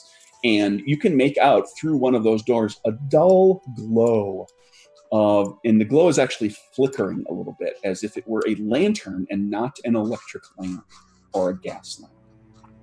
Okay. What do you see? I think I see where they're keeping the storage, but there's a light. Looks like a lantern. Well, let's go a little bit closer. With that, not like the second Bruce says, "Let's get a little closer," she's already like through the door. Lucille's like, Ah! And Flip, your daughter is dragging you into danger, potentially, because that's what she does. Making your way across the floor, and we're going to do one more round as you approach the light. One more round of checks, although it's only going to need to be made by the two people with their feet on the floor. oh, All right. So the two gals. Superpowers. okay. So this will be an agility stealth check. You want go ahead and go first, Maggie, since your cards are already out. Yeah. So should I just take this jack? Mhm. Yeah, it's a jack. Yeah, I'm taking the jack. As a rules bit of information, earlier you noticed, like I did remark that a 10 made it. So that's one of the things about the game, is that you don't necessarily know what your target score is at first, but as you go along, you might find that a general sneaky check in this situation seems to be a 10 makes it. So then, as you play a little bit more in a particular encounter, you start to get an idea of where that target score is. Nice, girl That power. helps you to hone everything in. So two jacks, and we got the two floating guys, and we just roll them on in. And Lucille leans in and goes, "This is how I love my men, on a leash." Ah! I heard that. Shh! Quiet, was naked. Bruce. Didn't do nothing. Why would you you see- want him on a leash? Oh, I'll tell you about that later. hon. Some people pay extra for that where Lucille used to work. It was I worked for a magician. Okay, it was part of the act. You had leashes in your magician act. You have to tell me that later. Can we focus and stop talking about Lucille for just 1 second? That's probably the only time that you ever gonna hear me say. I was gonna say that. You can't see, but all three of us look at Lucille. Yeah, like We try. And In the the general silence, the direction, silence yeah. gets deeper somehow, like there's an absence of noise, and then Tumbleweed rolls in front. my days. She goes, are you guys still there?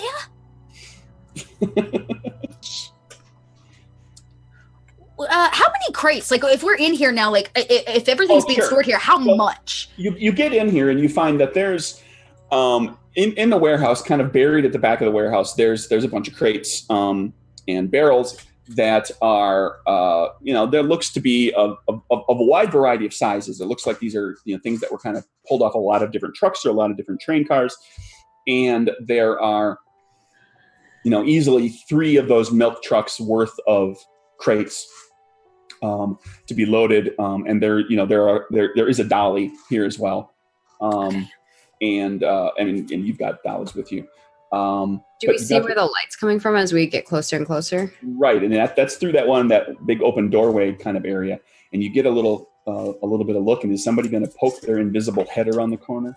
Can I first, if these crates are here, does it look like the crates are like packed to the edge, or does it look like something's inside, like it's just a shell around like the holding of something? Because I could go liquid and go into the crate. Find out what's in it. It looks like just a whole bunch of crates that are kind of stacked. Some of them are stacked on top of each other, and they're all just kind of stacked against the wall. There doesn't appear to be like a gap back there anywhere. No, I mean like into the crate itself. Like, are they wooden crates? Like I could slip into the crate? Lucille, if you go invisible, if you go liquid while invisible, you might become visible again. If how big of a space can you fit when you're liquid form? Hang on, I can tell you this. I think it's not in my dimensional pocket. The Slither booth says you can liquefy yourself, allowing you to pass through areas as small as 1 square inch. Okay, so you could get into, if you found a crate that had like a busted bit of board, you could get in that, but in the typical slat, the gap between two slats, you probably couldn't get in. So you'd have to look around for a while. And you'd also be inside of a dark crate with no light. Right, it would be all touch-based, probably, to try to figure it out. But, okay, I'll stick with the group for now, because Lucille's used to that. I'm more afraid of not being able to find them again than I am about turning not invisible, so. Sure. So back to around the corner. Anybody going around the corner? Going to take a look, take a listen? Oh, yeah, we're looking. Okay, so... we're listening. Kitty takes a look and listen. And in doing so, has to walk up over to the corner a little bit and kind of do the Scooby-Doo thing where you just your head pops around the corner and you keep as much of your body as possible behind the door jamb. And because we're floating, we can do the stacked head pop. Sure. Yeah. Except Lucille's like, I can't see. Except you're all invisible, so I should be able to. You could all do that if you want to. Yeah. Yeah, can we all peer around the corner? Yeah, y'all take a look around the corner, and you see at a table with a lantern that's flickering, and it takes a minute to kind of adjust to there being light again, because you've been walking through darkness for a little bit, and you see people that you recognize. Blink, blink. There's a fellow named Eddie Coleman. He is the boss of the 40 Thieves gang, which is right next door to you. Does he have any powers? He does not. Okay, Eddie does not have powers. Good. And there's also a woman who the group of you know to be Carla Lucky Luciano. She is Rothstein's #1 right-hand gal. Does she have powers? Oh, yeah. She does some of the stuff you do. She manipulates probability, and she's... let me double check. I think she might just be lucky. I don't see how I got her in here. She's lucky, and she's really tough. She's hard to hurt. Okay, super resilience. Sure. I don't like her. She has no taste. Along with a variety of about 9 or 10 goons, all sporting shotguns and Tommy guns and all sorts of fun.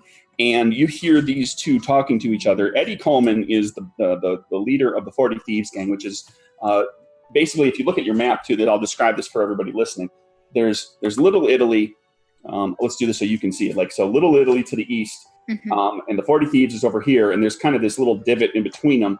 And the 5 Points territory is down there and kind of stretches up into kind of in between part of those two territories. And the Giggle Room is in that area, up that road from the 5 Points intersection. So you're right in between these two, and they are having a little talk. And Eddie says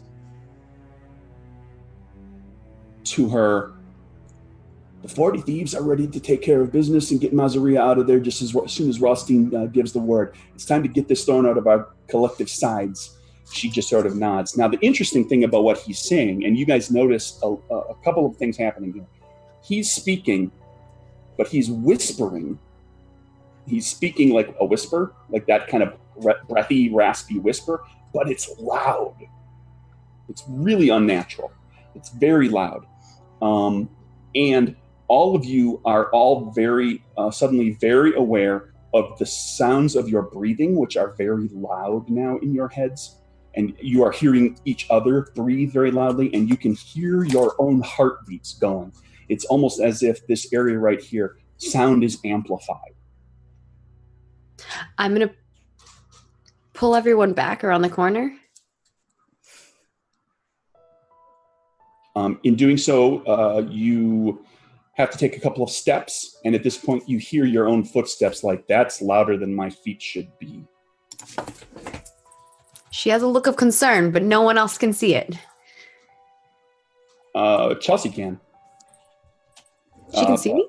It's a flavor kind of thing. I'm of the opinion that the imbue boost, the two people that are touching hands, because you're imbuing her, you're sharing your power with her. You can see your own body. You can see her as well. She can see you. So there's no awkward hand placement with Bruce and Flip.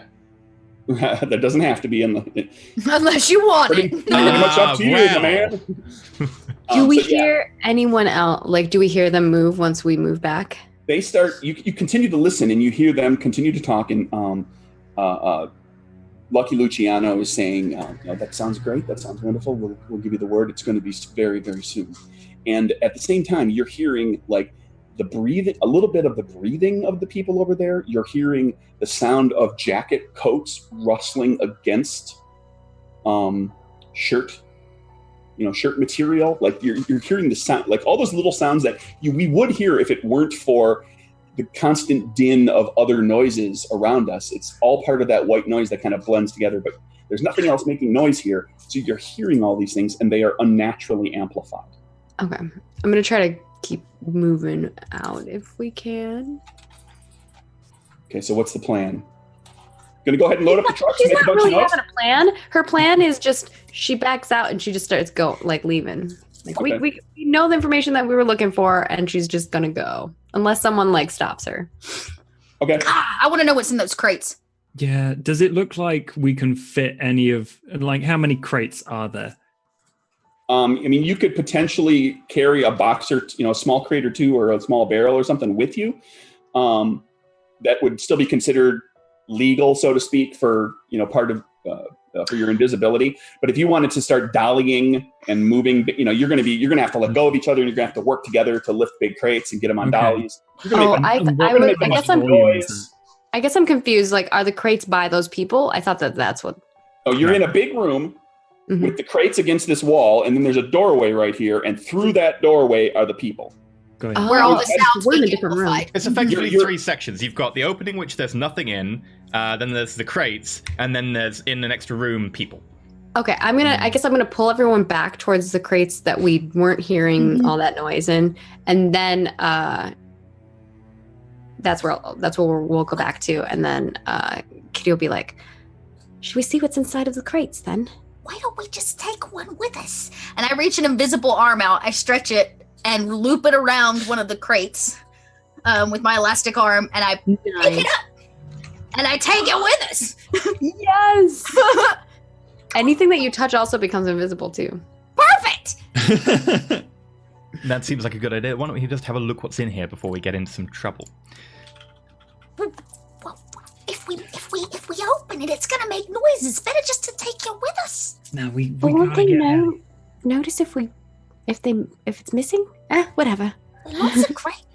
It's lots of crates. If you wanted, if you could take a look now, or you could grab a couple of small crates and hustle out and take a look later. I was about to say, can I just That's what she's trying to do, I wrap my elastic arm around one of the smaller crates. How big is the Okay. small crate? Is it like a shoebox type thing? No, a little. We're talking figure like 4 shoeboxes. Like a milk So- crate, like a pretty Okay. decent So size Milk like- box. crate size. Just smaller than 2 foot by 2 foot. Yeah, 1.5 foot. Yeah. In which You case, can hold it in 2 hands. Lucille, can you pass it here? Oh, I have to sit it down and unwrap my arm. And it like Just Got it. edge around looking for it. I'm going to open it and then put all of the stuff into my dimensional pocket, which is 2 foot by 2 foot, and then put the empty crate back where we got it. Okay. To do that, you're going to have to crack the crate open, and that is held that's on what by I'm me. saying. And she was And like, it will make a big squeaky, noisy mess when you crank. That's why it. Lucille's Okay. taking it with us. Come on, boys. oh, actually, How how can does fit the entire box in your? let me just check. Okay. In my truck. I can put it in the pocket, yeah, but I just want to check my powers because I've got pocket boost, which is the objects you can retrieve can appear in pockets, handbags. Oh, it's retrieve. Or holding, you can see. Okay. Yeah, no. Lucille Cool. wraps around it again and picks it up and goes, "Let's go. Okay. It's picking my dress." I drag everybody unless they let go. Oh yeah. Don't let go. Don't let go. I was imagining that as soon as she puts her elastic arm around the thing, I just book it, and I don't even like. Flip and her are having this conversation, but we're already still moving. Yeah. Okay. I'll go ahead and stop the countdown that I was doing right there. Yes. I was like, oh shit. Oh, no. You guys book on out of there with a crate. Just the one, I guess, right? Yeah. You grab one. You get out. Make it. Book out of there. Even if you do make a little bit of noise, by the time anybody comes and looks, you're out to the dock. And then even if you do make a little bit of noise out there, by the time anybody looks, you're up to your truck. And you're able to get out of there fine and get on the road. As soon as I will like put my bike into the back of the truck, and I'm opening that crate. Okay, so you're opening the crate. Even if we're driving. Flip's driving. You're opening the crate. The other No, two. Lucille's driving. Lucille's driving. Lucille is driving. It's her Calm truck. down. Yeah, Lucille like, gets in with the big wheel. It's like, "Are we ready, boys?" Pipe down, Red. So, okay, we got the two ladies are up to something. The other two guys, I want you to give me a real quick perception sense check. Okay. And do this at disadvantage. Do this at disadvantage, -1 card because it's dark out. Oh no. Well, Okay. that's one card then. Yeah. Yep. I'm going to manipulate my deck because I can, because someone's drawn off the deck previously. I got a 3. Uh-oh. That's what I got. Moxie. Oh, I'm going to stick with that being my order of cards. And then I'm going Yes. to play the aces. There we go. Done. I will spend a moxie, and I will get a second card. Yes. Yes. Okay. I got a 7, which is not great. It's better. It's all right. Okay. Well, you see nothing. But Flip, you got an ace there. You take a look and you see, as you are heading out in the truck, you look back and see somebody standing in that dock door, just a silhouette of a man watching, looking out the door. You can't, it's too dark for any sort of eye contact or anything like that. He's not pointing or anything like that, but he's standing there looking in your direction as you drive away. Short time later, you get your way back across the city uneventfully, and you're at the I'm opening that crate while I'm in. I like ride my bike up into the truck bed, and I'm going to open the crate before any of them can see what's in it. Either. Gotcha. On your way, you open up the crate, and it is filled with little boxes of various sizes, like nice fake velvet covered boxes that hinge open, within which each of which is some sort of jewelry. Ooh, fancy. So there's about 24 pieces of jewelry of various sorts. Mostly I'm gonna knock on the glass. And Does your truck have like the sliding? Like I'm sometimes- sure it does. Yeah. I'm gonna knock on that. Like what? I knock on it again. Oh, I slide. I twist around and awkwardly slide the thing like, sorry. Can't you see I'm driving? What is it? I like shove my arm in, and I'm like, look at this swanky piece. Did we just steal some jewelry? And then we'll go back tonight and get the rest. This is way better than a vacation, boys. I'd take you to all the best places, Lucille. Oh, it sparkles. Here, Looks like we're dealing with jewels. Kitty, let me have a look. Yeah, I hand him the box. I'm gonna have a look at this. Can I I appraise grab it in another any one and I way? hand it to Bruce. Can I use a brains to appraise it? Ooh. Nice. It's worth a fair amount. It's going to be a question of like the whole loot, the entire stash of More loot. it's like, is it fake or is it? It's not Yeah, I fake. was just gonna say, it is real, but it's real, but it's semi-precious. It's not super expensive. Okay. In which case, But I'm gonna. enough of this is going to be worth quite a bit. Okay. In which case, I'm gonna take that How one. many I'm gonna put rubies it on do you think Lucille. it's worth, Father? Well, altogether, There's in that crate. There's probably $500 worth of jewelry in that crate. that creates at least 500. Wow. He whistles. That's a lot of cheddar. I think we should go back tonight before they do I anything. feel like a bit faint. Is anybody else? My. Well, does anyone I fancy mean- finishing the job tonight? Someone was watching us as we left. I Wait, don't we've know. been There's a spotted? lot of goons. There was someone watching us from the open barn doors. I get out a Tommy gun, but like, if you wanna, Wow. All three of us crushed in the front. You've got this Tommy gun out. Like, ow, I get ow, out like the ow. footwell, like We're no Bonnie and Clyde, okay? I just sing. I don't know. I'm afraid if we go back, they're gonna, And if we go back tomorrow, they might have moved it. They did Oh. say that they were going to be moving something quickly. And They said they were going to be moving on Masseria. Yeah. Oh, Masseria. Rusty was, right? we gotta tell Kelly. Miss Kelly will want to know, About what part? and TickTock. Or we could not tell Masseria and we could have our debt wiped off. Oh no, Oh, I I just like conclude- this. I got good news from him. I'm not moving against Masseria. Oh, He's a big boy. Bruce.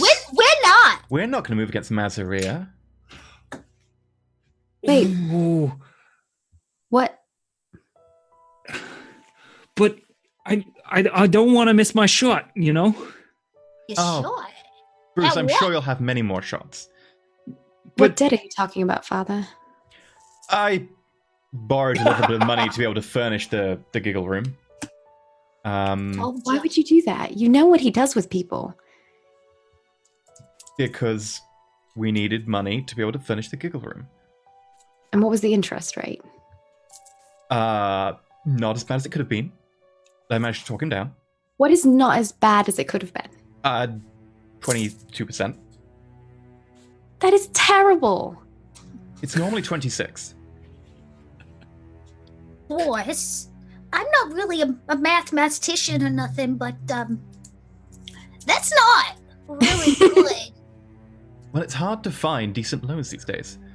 That's not great, but I'm sure he'll reduce the interest with the interesting news that these 40 boys moving against Masseria. So you get your debt wiped. I end up as a made man. This For the all record- works out. For the record, Flip, you are aware that there have been times in the past where Masseria has taken information and other non-dollar value products or useful anything as he wouldn't forgive a big debt for it, but he might forgive a small debt. It's not out of the question. Well, we either do it two ways. Either we don't tell him and we let them move against him. We never heard this information. We can just let things fall as they may. Sometimes he dealt a bad hand. Or we can go to Masseria and we can get paid for the information. One is a lot less dangerous. Well, when it comes to a person's life that's kind of valuable, we could pitch the idea that we trade this information for your debt. What's it how valuable is it to him? He'll knock something off. I He'll can knock tell you something off, he won't knock it all off. Whereas if he gets knocked off, that. Joe, I don't think that's I'm gonna go a find good TikTok. plan, Father. For the record, Joe Masseria is commonly referred to in gang circles as the man who can dodge bullets. Multiple attempts have been made on his life, and none have. Oh, That is literally historically accurate as well. that said, I don't think they've got a particularly good chance, so maybe we should trade this information. You see, it all works out. I'm gonna go find TikTok. Okay, so you guys get back to the Giggle Room. Come rolling in. One thing I say before we do that, Bruce, don't tell them the information before we agree to trade it for a good price and reduction in the debt. Oh yeah. Okay. And you get to, as you make your agreement and everybody's all excited about the Don't prospects take of any what's wooden nickels to either. come down the road, you come pulling up to the Giggle Room, and out in front of the Giggle Room, there is a police officer who is sitting on the step leading into the Giggle Room, and he's sort of slumped back, reclining, like he's perhaps fallen asleep. Bruce, you recognize this I police think your officer. balls here. This is your brother, Officer Ray Grillo. Oh God. Bro. What's the fuzz doing here? No. It's his He's, ball. He's a great guy. Can you tell Good they egg. look exactly the same? I mean, My father. brother. He But doesn't he's have a mus- copper. No. He looks after me. We have this arrangement. Don't worry about the Giggle Guess Room. what? I had lunch with them the other day, and it was actually really lovely. Does You, he you know? had lunch with a copper. I'm gonna Yeah. go. I Bruce, hide did the you Tommy know gun. about this? Okay, Bruce, what are you going to do? I step out, look around, and then I quickly shuffle over to me brother. As you walk over, you realize there is something not right. He is slumped in the doorway. He is not asleep. He is conscious, but he is bleeding profusely from multiple wounds. And that is where I am ending today's game. You can't do that! We pick his pocket. Anyway, Yeah. he's not going to need it anymore. Everybody draw your cards back. I'm going to give out some moxie for today's game. Everybody Okay. will. We start all over yes. with everything, right? Yeah, we'll recall all the cards and reset for Okay. next time around. Is this one But mine? yeah, there we go. I think Lucille took one of my cards. Or Capers 3 of my games, cards. It doesn't matter when you reset them. they'll go back to your deck. Yeah, those were the ones that EE drew. I think he must drew have drawn from the wrong deck by mistake or something. them Yeah. Your cards. all. It's all right. You ended up with that sweet run of like I Jack, did. Queen, Jacks, or whatever. Well, there's no point in me manipulating them. Like, excellent, I manipulated it. It's fine. Yeah. It's great as it is. Do we have a little wrap up for folks here? That's my bit. Like once we hit the cliffhanger, I'm out. Well, you say you're out. Yeah, mic drop. Yeah, cheers for that, Craig.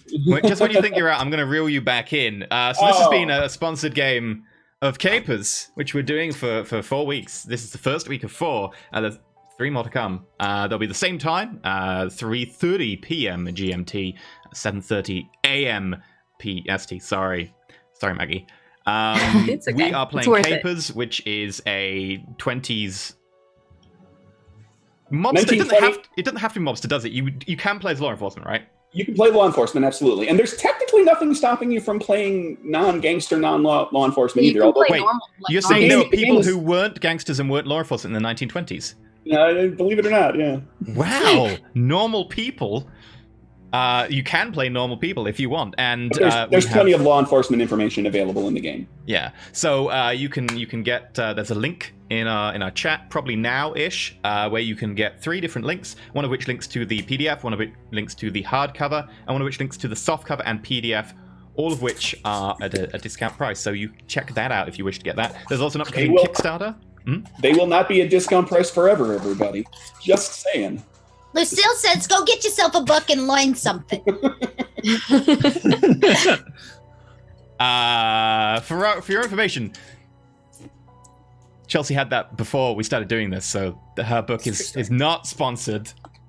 But don't let that sway you. There's also Kickstarter coming in a month's time for Capers Noir, which is a 1940s set one. Yeah, that's a crime noir game with a horror bite to it. There's some monsters and ghosties and things that are happening there. So there's the potential of investigating That's a like murder. Bioshock. There's the potential of investigating a murder where the first witness you talk to is the ghost of the dead person. I like this. Yes, for series 2. So there you go. Thank you very much for watching. Reminder to everyone that if you want to be able to support us, do like, retweet, and all that social media stuff because you'll make Kit happy. You don't want to make Kit sad. Yeah, don't make me sad. We're going to be continuing My mother's in. dead. We haven't got onto that yet. They don't know. I know, but why not? Don't tell our secrets. We'll be continuing in half an hour with Vampire the Masquerade, which will be Sounds of Silence, which will start in about 29-30 minutes. So me and Chelsea are going to have to do the quickest turnaround. It's gonna be a lot of whiplash seeing you go from that costume to the other one. Yeah, I was like, hers is like, she's on her proper, and then 2 seconds later, she's Dakota. Although Dakota's cleaning it up. That's right. Dakota's cleaning up. Yeah. So before we go, Craig, do you have anything to say about why they should buy this game? Why they should buy this game? Because it's a love of mine. It's my passion. I put several years of my life into this, and I'd like to think that it's a pretty solid game. It's kind of a unique system, and name for me a game about 1920s characters that isn't Cthulhu, and I will be impressed because they're all Cthulhu.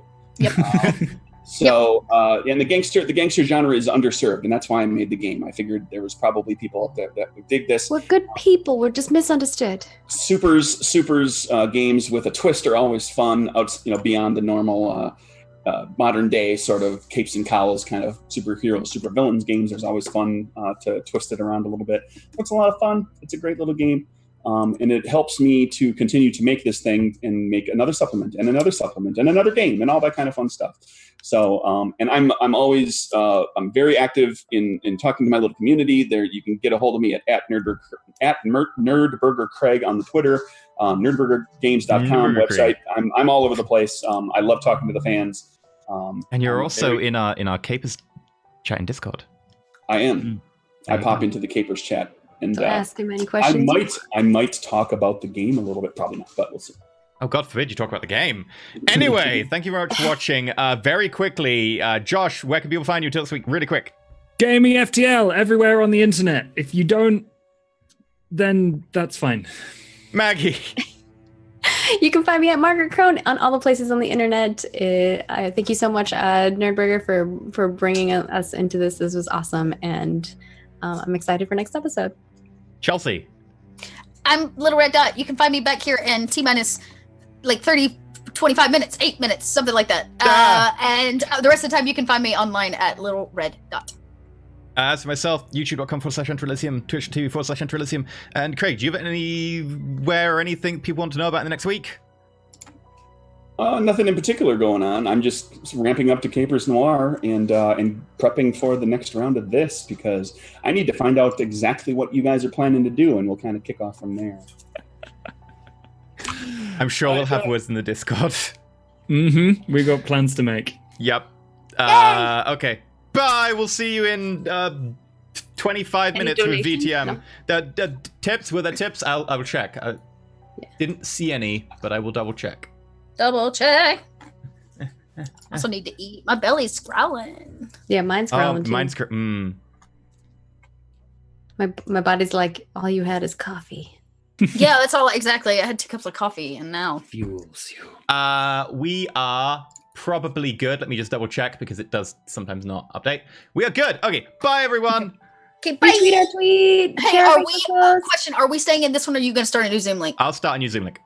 Okay. I'll start a new one. Yeah. Bye.